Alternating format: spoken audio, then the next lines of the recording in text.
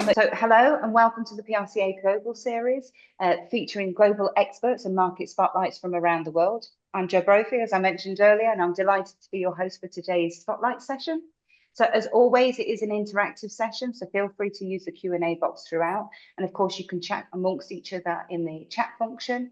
But we have dedicated some time at the end to answer any questions. So if we don't answer a question during the session, we'll definitely get to it at the end of the session. So I'm going to hand over to my guests now to introduce themselves. Amanda, I'll start with you.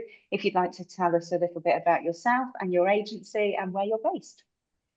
Sure, thank you for having me. Very glad. My name is Amanda Frid. I run the PR agency More PR. I have been at the agency for, I think, about the past 13 years or so. And we are located in Gothenburg, in the southwest of Sweden. But we do work with clients all across the Nordic region. And like Mikael, who you are going to meet soon, I am also a board member of the Swedish trade organization, Svensk PR, Swedish PR. So that's briefly who I am. Great, and my name is Mikael Westmark. I've been working with communications for 40 years, very much with international assignments. I'm very happy to be here to join this call with Amanda to talk about something that I think is very, very interesting, communication in the Nordic region. I'm running an agency called Westmark. We are based in Stockholm, as you probably can see on my back screen here. We have an extensive network of consultants and also agencies that we work with throughout the Nordic region and also in other parts of the world. And at the same time, I'm also senior external advisor for GK Nordic. It's an agency, Nordic agency, a sister company to Brands to Life as well. And early in my years, I've been working as a journalist, financial services, and also issues management at Ericsson. I was the spokesperson for health and safety, what people refer to as radiation and so on. And also one of the founders of Helen Olton in Sweden many years ago. So that's me in a nutshell. Incredible. Thank you so much. So you both have an intense amount of knowledge, and we're here today to look at what doing PR in the Nordic regions is all about and how people can work within that market. So when we say the Nordic regions, what do we mean? Yeah, it's kind of interesting because people mix up Nordics with Scandinavia. And I even had to check myself, what is the Nordics? As we see it, it's 4 countries, Sweden, Denmark, Norway, and Finland. But hey, it's also the Faroe Islands, it's Greenland, it's Iceland, and the small island between Finland and Sweden, Åland. I didn't know that. but let's focus on these 4 countries. That's what we have prepared to talk about here as well. And it's a mix of 4 languages, 4 cultures, 4 business climates. It's very different. People from the DACH region probably very aware that even though they speak the same language, it's different cultures. We have 4 different languages as well. Anything to add? Yeah, and we are speaking about Sweden, Norway, Finland, and Denmark, as we said. So quite similar countries, of course, but also some differences. And of course, the language part is one of them. Yeah. So when you mention language, what role does that play? And does it play a huge role in speaking in the native language when you are doing PR campaigns and PR strategies within that market? Yeah, language is very important. I'll say our clients often use English as their corporate language. But when we are to do something external, we need to use the local languages, and especially when working towards media. So it's very important to have the local spokespersons who can do interviews in the local languages, and to have kind of, adapting all the materials to each and every country to be successful. So it's very important. Yeah, I totally agree. And one thing that you can take with you from this session today is localization, localization, and localization, because that's really key. People and tourists who come to the Nordic region, they are surprised that people here talk a lot of English, and we regard ourselves as rather English savvy, but we tend to overestimate ourselves as well. So there can be misunderstandings and so on. And I agree. I totally recommend to do anything in Swedish, Norwegian, local language, and also when it comes to material. From my experience, and I always say to people, don't translate US press releases. Period. Yeah. Good rule. Why? Yeah, it's a good rule. Why? Because you can't translate. You need to adapt, and that means shortened. Focusing on local examples. We are not interested in a vice president from Sioux City. We don't care, or at least the journalists don't care. So adapt, and also avoid fluffy marketing lingo. Avoid these abstract nouns that fly very easily in English. You can be the world leader, you can be whatever in English. That works. But if you translate it and don't adapt, just translate it, it will sound corny and the journalists are laughing and you will just be ridiculized. So that's the biggest learning, I would say. Absolutely. And I also think that is important going into the Nordic market to kind of have that in mind when you're doing your budgeting as well, because it will take longer time to adapt everything and to translate everything into 4 different languages. So I often feel that actors coming from other countries haven't had that in mind. So budget for 4 languages, not 1. Absolutely. Yeah. We'll come into tips and advice later on. Yeah. Sorry, I interrupted. No, absolutely. And so we'll come into culture actually as my next question, but on top of your answers for the last one, would you advise somebody who had a client in somewhere in the Nordics? Would you advise somebody to work with a local agency to take that work forward, or would you advise somebody to get somebody on the ground for work to if they could do it remotely from their own location? I'm presuming somebody on the ground. Yes. Yeah. For that localization. Yeah, absolutely. Yeah. That's Definitely. I mean, very, very often we get questions. And sorry for my bad American. Hi, we want to do the Nordics. And let's break it up and let's focus on what you would like to achieve, where you have your market goals and business objectives and so on. And then you need people on the ground, as you said, Jo. I mean, you can't do it remotely. I can't do PR in Oslo from Stockholm. I can try, but it will not work 100%. You need people on the ground to do that. Yeah. So definitely. Exactly. And we actually, in my agency, we have locals from Norway and Finland, just to be sure that we actually know the markets, have the right language when we talk to media and all of that. So it's very important for us to be able to actually do the job in all the countries.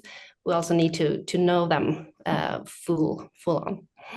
Absolutely. It sounds like it's about knowing the culture as well, not just the language, but the culture of the country and what people are looking for, particularly journalists when they're going to pick up your story and so on. So I'll go on to that culture conversation and question now.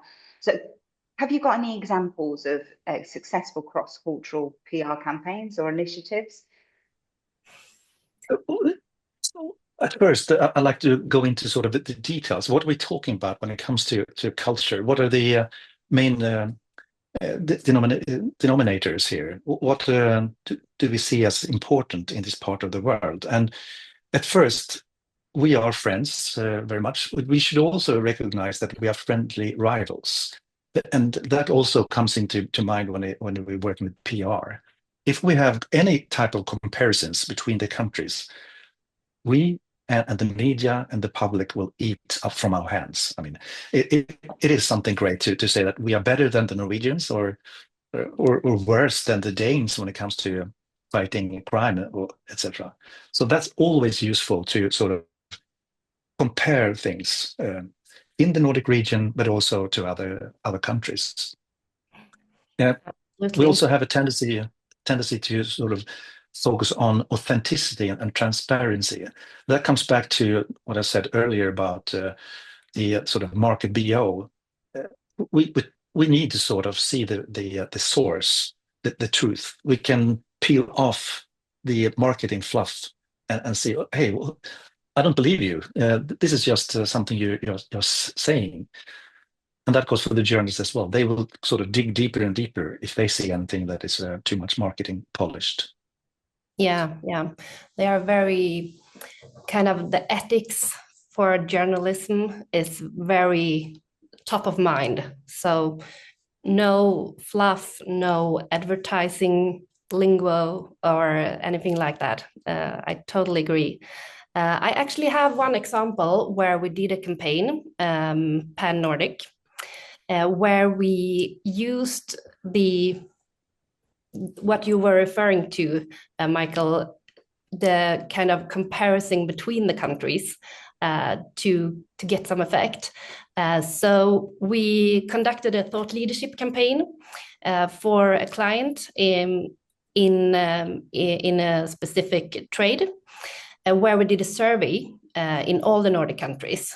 Very important that the survey covered all the countries and make sure that you have kind of statistically valued results so you can use them for all the countries. And then we had some expert comments, and we had some cases, customer cases, and the experts were local from each and every country. The cases were local from each and every country, but the data, the numbers, and the statistics, we had the Nordic perspective, but also the local perspective. So we did a report for all the Nordic countries, but all the media outtakes and all the angles were local. So kind of a good way to be efficient, gathering everything in one report, but also be able to do localization for each market. That sounds like it's And coming how through does- that's super important. Sorry. Yeah, Michael. no, and how follow-up question? How did the customer see that kind of a program? Was it a big program, or was it a cost-effective program for them to run? Yeah, I'll say it always costs when you are to do a survey in each and every country and in a specific trade. So yeah, we put in some money in that, of course, and also all the adaptions and production for every country. So quite a big project, of course. But in the end, the results were very good. So they are very happy with the results linked to the budget. So yeah. Great. Another important thing to remember when you're doing PR in this part of the world is also equality and gender neutrality. That sort of goes through the whole society. And you can't come here and have a different set of values. It will not work. If you're trying to sort of be perceived as an important employer, whatever, you can't have just 10 guys in a suit showing up in a photo, whatever. You sort of need to sort of adapt. And that's why we also want diversity in spokespeople, not only from gender, but from different styles and areas. And something that we haven't touched upon, but I know, Amanda, you will go into that. That's the regions within the regions and in the countries. Because Sweden is a very, very vast country, 10.5 million people. It's a very vast country, and there's so many regional differences to consider, and local media opportunities. Exactly. When it's summer in the south, it could be winter in the north. So, and you probably recognize that from other countries as well. But that could be a problem sometimes. So you need to kind of adapt your time schedule to make sure that you are not doing the same everywhere at the same time. We work with a customer with gardening tools. And that is a very good example when we really need to have completely different activities in the south and in the north in different periods of the year to be successful. My goodness, I didn't know that either, that there were two different climates.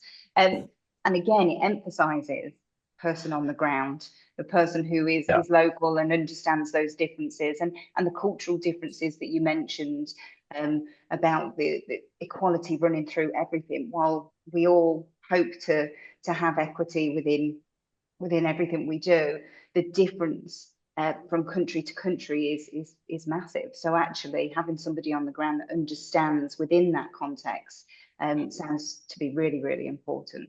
So you did touch on the media. So I wanted to ask you a question of how the media landscape differs in each of those countries, and how can a PR professional navigate that?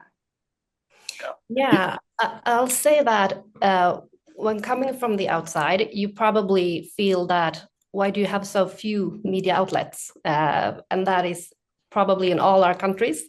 So that's the first thing you notice, that, yeah, the media lists are shorter.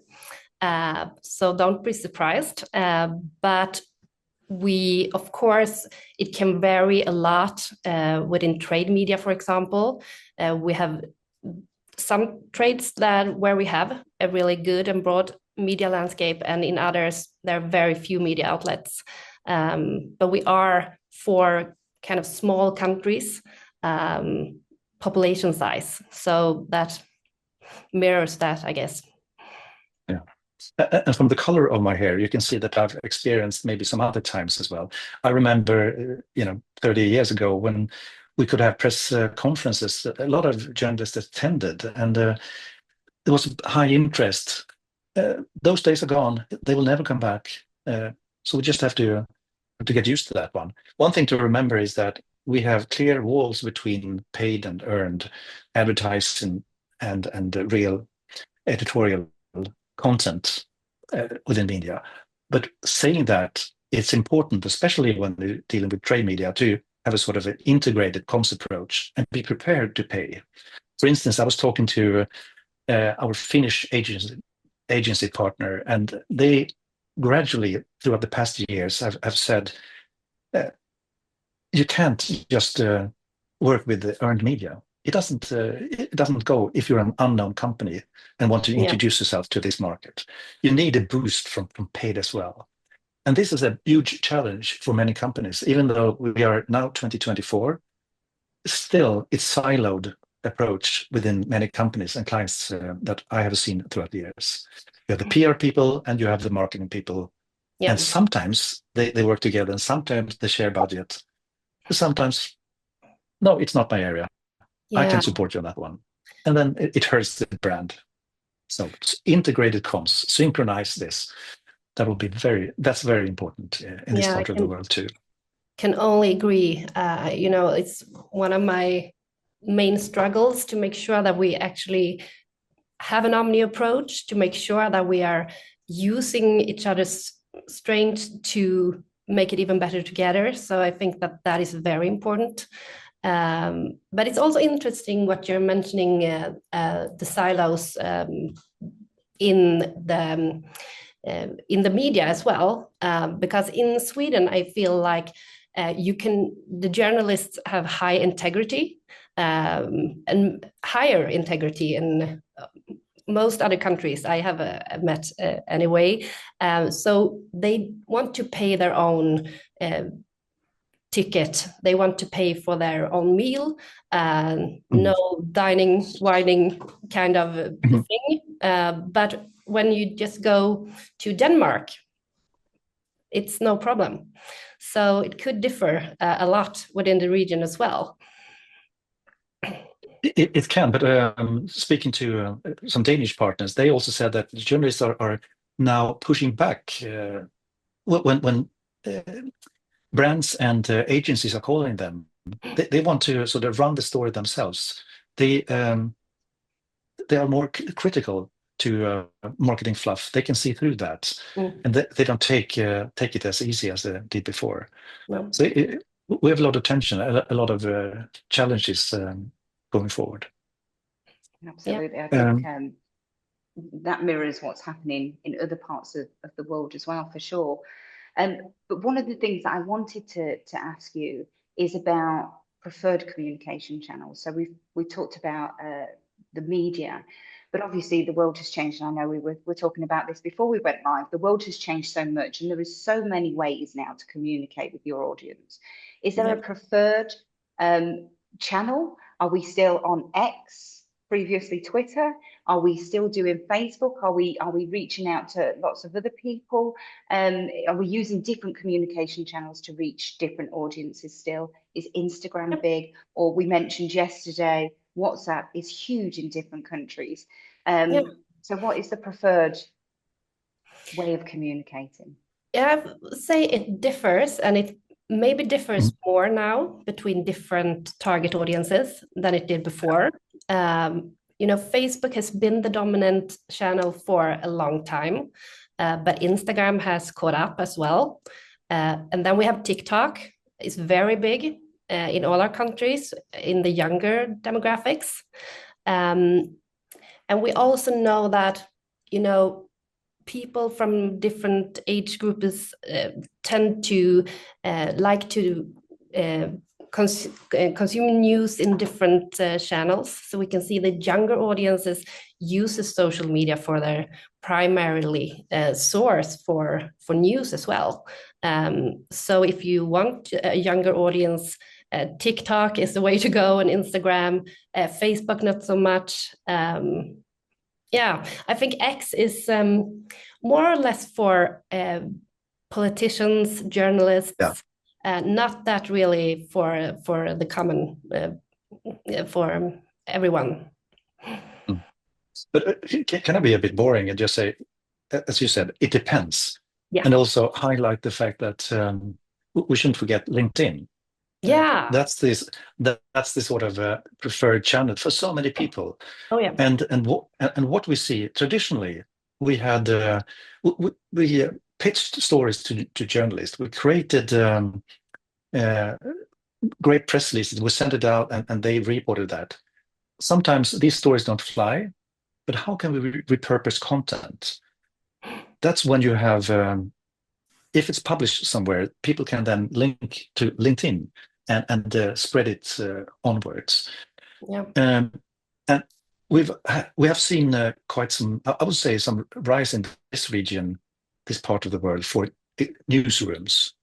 Very often, if you have an external global brand without any local language content or adapted website, you need somewhere to put all the content that you create for a client. That's when the newsrooms come in. We have My News Desk, Meltwater, Cision, NDB in Norway, and so on. And these are kind of great sources to help build online presence for companies and to showcase that they are a vital company with still alive, so to speak. Yeah. And looping back to what you said about spreading news with social media and LinkedIn, I think that we also need to kind of switch our mind into targeting people, more or less, the ones who are actually getting a very broad audience on social media. So to get something out there, you might need to kind of pick the phone up and call someone that are influential in a certain area, or someone that have a lot of followers. So that could be a way to go as well. And I think that when we talk to our clients about this, they might say, "Oh no, influencers that is nothing for us." But that is not it. It's like, you can be an influential person in a specific trade or category, but not like the influencer. And that is really important to keep track on that type of person and make sure that we hand them the news or the information that we need them to convey as well. Yeah, absolutely. It's an intricate weave today. It's more complex. And by weave, I don't mean Donald Trump's way of telling stories when he's presenting. Just the big weave of and the whole ecosystem of content and channels and stakeholders and partners and ambassadors. As you said, you need to identify these guys and tie into them. Yeah, and they can also be a risk sometimes. They do not have kind of the ethical perspective like the traditional media, and they can sometimes do kind of investigative journalism almost. And they don't always have all the things right. No one is fact checking. No one is making sure that we are not saying anything we're not supposed to do, and so that could pose a risk as well. Absolutely. May I add something about channels as well, if that's okay? Because very, very often we get sort of ideas from people from other parts of the world. Hey, why don't you put this up on the wire? And for us, a news wire, that's a corporate thing. That's the major stock listed companies. They have to send out information to the shareholders to make them aware of something that has happened. They're obliged to do that.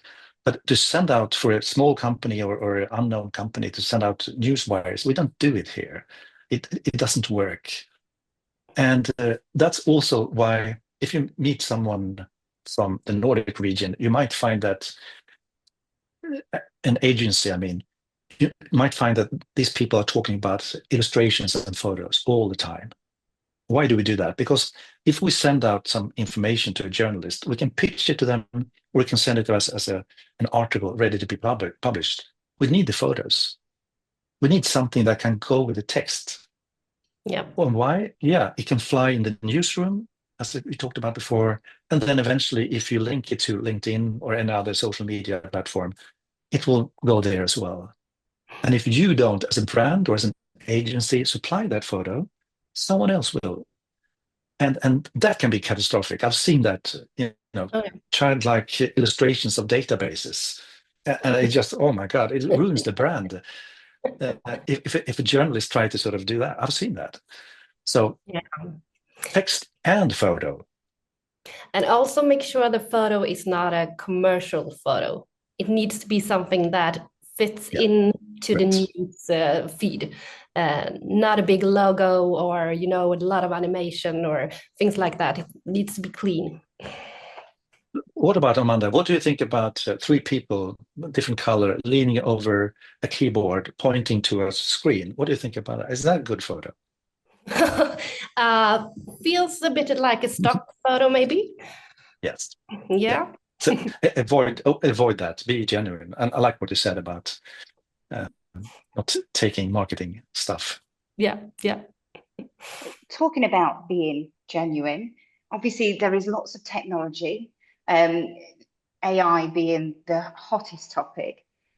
Are there any challenges that you're facing as a PR industry in Sweden particularly, but in the Nordics as well, that you're facing maybe because of language changes? I know I did a recent spotlight session with people from the UK, and obviously that includes Wales, which has Welsh as their national language. And they found trying to integrate that into their agency a lot harder, actually, because it wasn't picking up the Welsh language. And then, of course, AI was created by American, so of course it was Americanized English as well.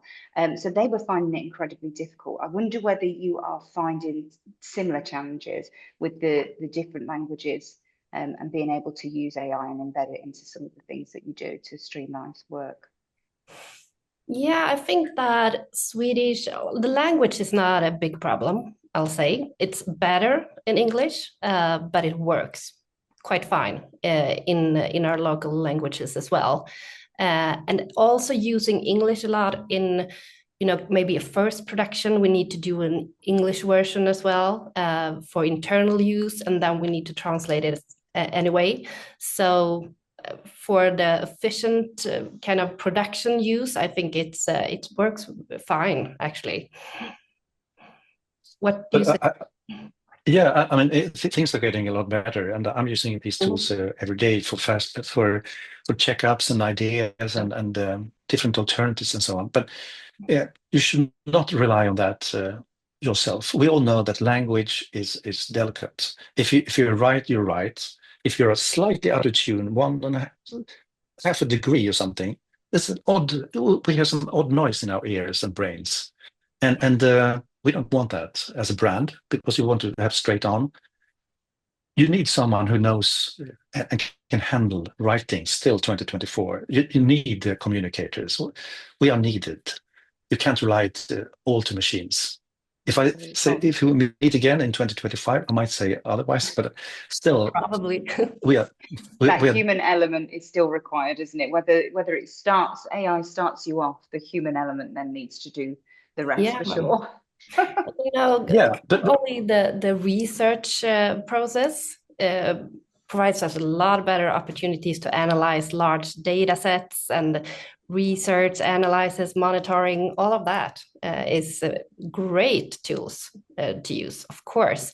But for kind of content production, yeah, it could start you up and make it a bit easier. But if we talk about language, I say that Finnish, it's much more different than the other languages in the Nordic region. So if you do not know Finnish, you don't know anything. You can't understand a word. And between Sweden, Norway, and Denmark, we can kind of understand each other quite well. Even if we switch to English sometimes to make it a bit easier, but we can read our languages. But Finland is a completely different language. And it could be very helpful to kind of quick make sure that you know a content from an article, or make sure that you understood what a person wrote to you in an email. So for that kind of use, it's great, I think. Yeah, but taking a step back, I think what we have seen in the past is a lot of shifts when it comes to our industries, the comms and advertising industries. The marketing part has gone into the PR side, and the advertising industry has started to work a little bit with traditional PR and so on. I think that we should keep more focus on the number crunchers, the people with tech capabilities, the one who can not just prompt, but can code prompt, so to speak, advanced prompting, building advanced systems for us and for our clients that can help them to reach their business objectives. If we don't help them with that, we will just be some nice guys who can write a press release or train a CEO or whatever. And at the end, they need to sell more or build a brand or get more employees. So we need to invest in more people who understand what AI can do to the brands on a technical level. So Yeah, this is a huge challenge for everyone. absolutely. We have to learn ourselves and try out, but in depth, we're not there yet. Something's lacking. No, and I think we have great opportunities in kind of the advocacy part of the customer journey, where we are to build a relationship, make the customer come back, all the CRM or kind of your app or things like that, when you can kind of really get the relationship with the customers. A lot of exciting news to come, I think, in that area based on AI. Yeah, definitely. And in that respect, we live in the best of times. I mean, we are communicators working with great brands, and technology is changing, and the whole world is changing. It will not go back to what we had 10, 15 years ago. And we are here to guide our brands, guide individuals as well as companies moving forward. Yeah, absolutely. And I think Hallelujah. technology does give a level playing field for everybody actually around the world. It definitely gives people much more of a solid ground to stand on. But when we talk about things like AI, and I know you mentioned previously that media within your region, the ethical considerations are really, really high. Do you think that has a huge impact? Any ethical considerations when using AI, whether it be the media using AI or PR or both parts of that industry? Yeah, I think that we need to take into consideration how we use AI, what we use it for, and kind of, is it real, is it not real, who's behind it, and also who owns it. So a lot of questions and a lot of discussions about this in both media and within the PR profession as well. Yeah, but we need labeling and transparency to know, is this a real photo or what? But then we should just don't get overexcited and too afraid. One of the biggest banks in Sweden, they are openly communicating that they create content today with AI, just to keep up the speed. Yeah. Not any crucial information for the market, but just to keep the customers and everyone else interested in what they are doing in areas. So this is just a tool, but a smart tool and a super exciting time we're living in. Yeah. I'm positive when it comes to AI. Do you think it's important Sorry. from a reputational point of view that you if companies are using AI to distribute any of their comms or write any of their pieces, that they're actually transparent in the fact that it's AI, they are using AI, or do we think we are not quite there yet? Well, with photos, yeah, but not when it comes to text, because it's how do you create that? Yeah. People are not interested in that. We just need to, if you reference a source or fact, sorry, if you claim a fact, reference the source, so we can see if you're telling the truth or not. But you don't have to say this text was created by AI. Yeah, and I feel Why do you like have to do that? it's like where we used Word typing this Yep. text, like it's more or less Autocorrect. yeah, exactly. It's more like that, and I think it will become like that even more in the future as well. And I think the media, for now, in our region anyway, tend to say that a text is written by AI, or some radio news. They tend to tell it's like that, and yeah, that's fine. It's media, but companies, not text. No. Perfect. Well, we'll move away from AI, although I think it may well come back. So are there any recent trends or developments within the PR industry across the Nordics that we might need to know about, somebody coming in to do some PR campaigns? I would say don't just look at your own subject. Take the helicopter and go and see the societal view, what's happening around you. You need to position yourself in a context. And what is happening is we have a high inflation, high unemployment rates here. We still haven't come out of the woods yet. It's still troublesome for many companies. We have seen layoffs, and this is the sort of reality that we have now. And on a regular people, high interest rates means you get less money from your salary, and your salary doesn't increase. You need to look into that. And we should not forget that today, these all four countries since the spring, is part of NATO. We have a war going on, 100 miles away from 100,000 kilometers away from here, something. It is here. This is the context. So I would take the societal view and perspective on that one. Yeah. While saying that, and before you can come in, Amanda, just one thing before I forget.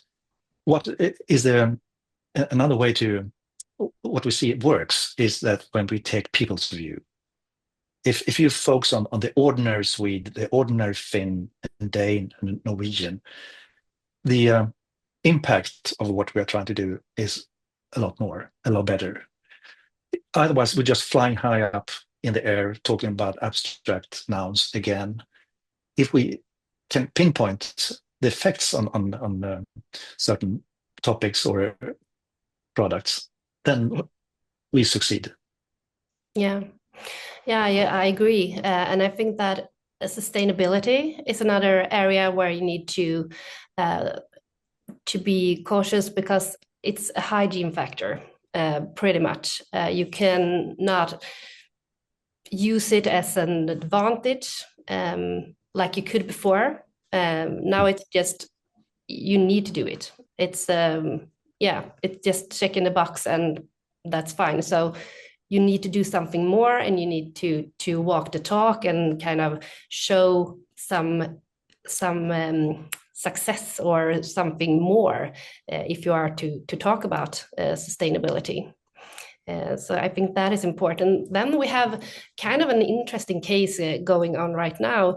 The former CEO of Swedbank was currently being sentenced for a serious fraud to prison.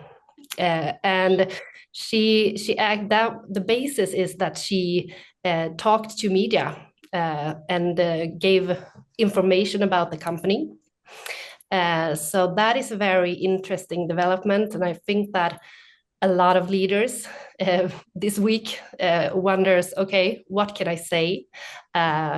Do we need to be more cautious talking to media?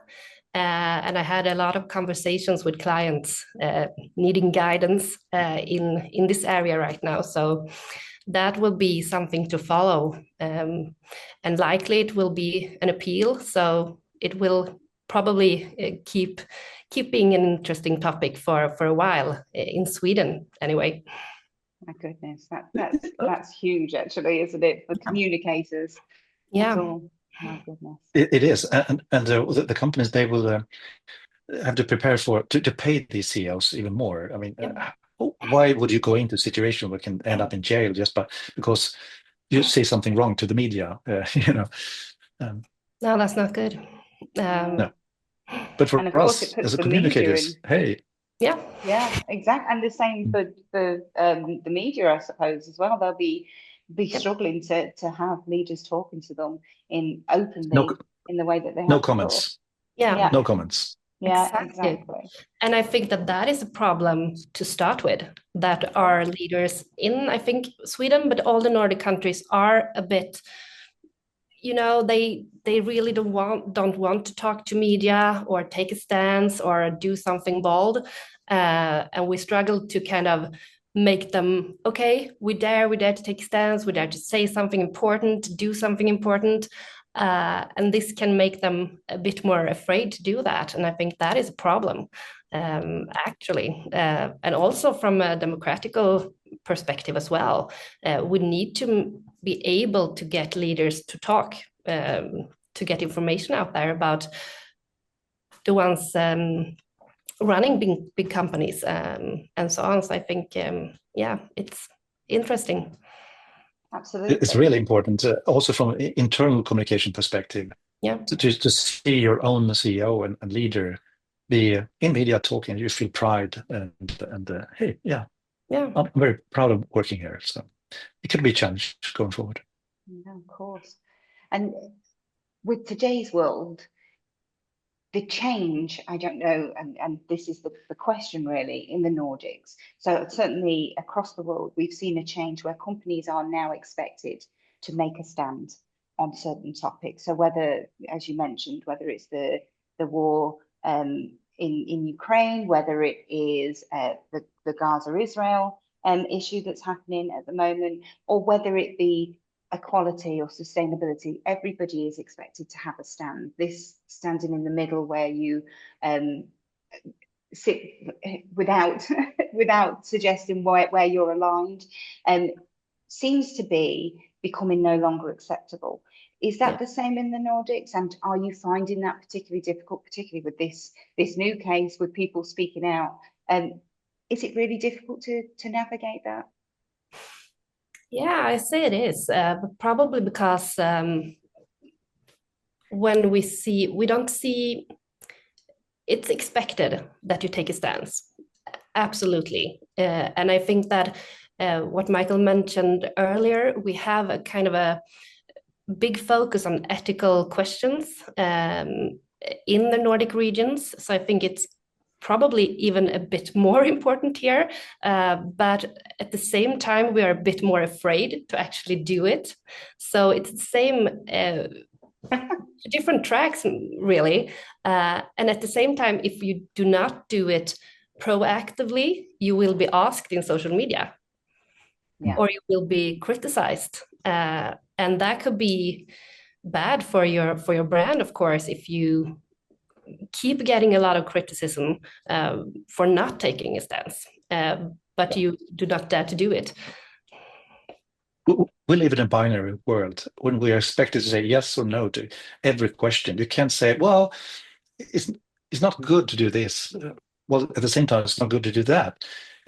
So what companies have to navigate through is, and the solution to this is to say, we do what the authorities say. If there's an exportation ban to a certain country, then we follow that one. We follow international rules. We are obliged to UN treaties and so on. So that's one way of dealing with that. But what we saw happening in this part of the world as well was that there were some delays when it comes to going back from having business in Russia after the full-scale invasion into 2022. Some countries went out, some companies went out directly, and others took some time to do that for various reasons. And they ended up in the media and had to defend themselves or take action and just close everything down. So it is a challenge here as well, especially again, since we are living in a binary media. Binary times. Well, I have one last question because I see there's a question in the Q&A box. So to our audience, if you do have any questions, please pop it in there. We've got about 10 minutes left. So I'll ask my final question and then I'll go on to the Q&A. So if I'm a first timer wanting to, a foreigner, PR professional, looking to enter your market for the first time, I have a client in Denmark or Sweden, and actually I'm based in the UK or anywhere else around the world, actually. What would your advice be to that person, that agency, looking to do work in the Nordics, but from outside of the Nordics? I think we've probably covered it, but I would just like to get those top tips as a last question from me. Okay, so just contact me and Mikael, and we'll handle everything. No, but okay, so media pitches needs to be country-specific angles, communicate in the respective language rather than English, and keep in mind that journalists have high integrity. They do not want to do commercial for you, so don't bring commercial texts or photos to them. Yeah,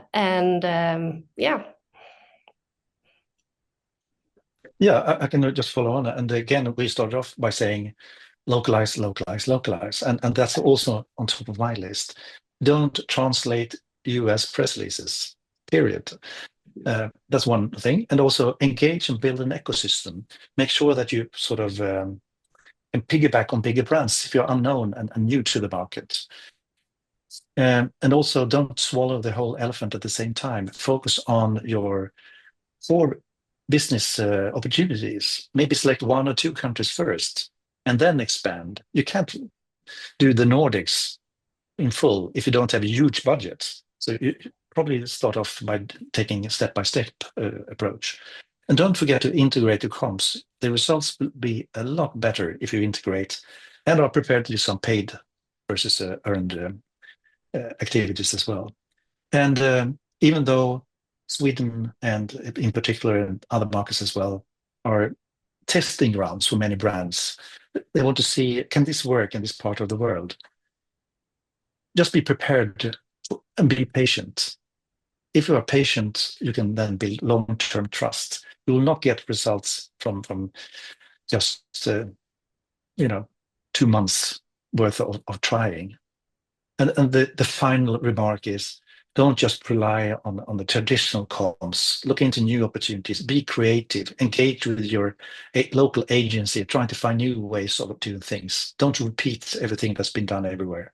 Of course, you should reuse content and knowledge, but maybe there's a way to do something else.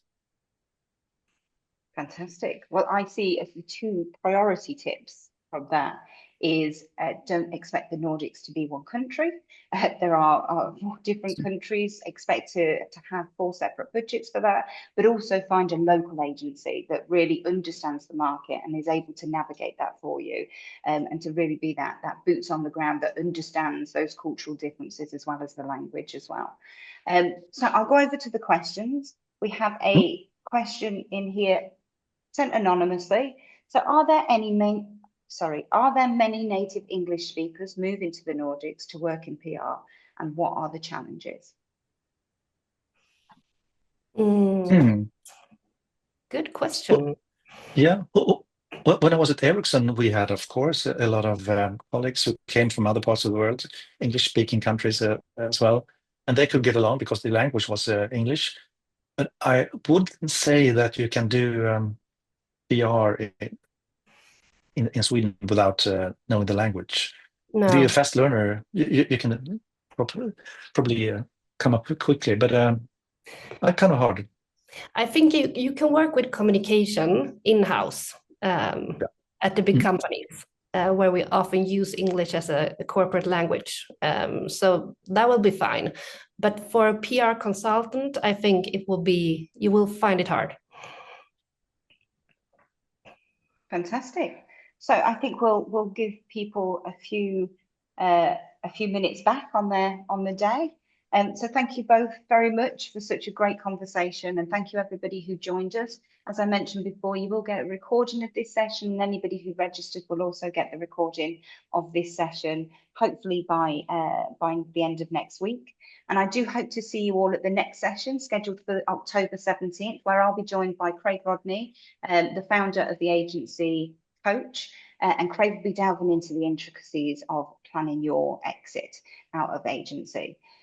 Thank you again to our guests, and thank you everybody for joining me, and I hope to see you at the next session.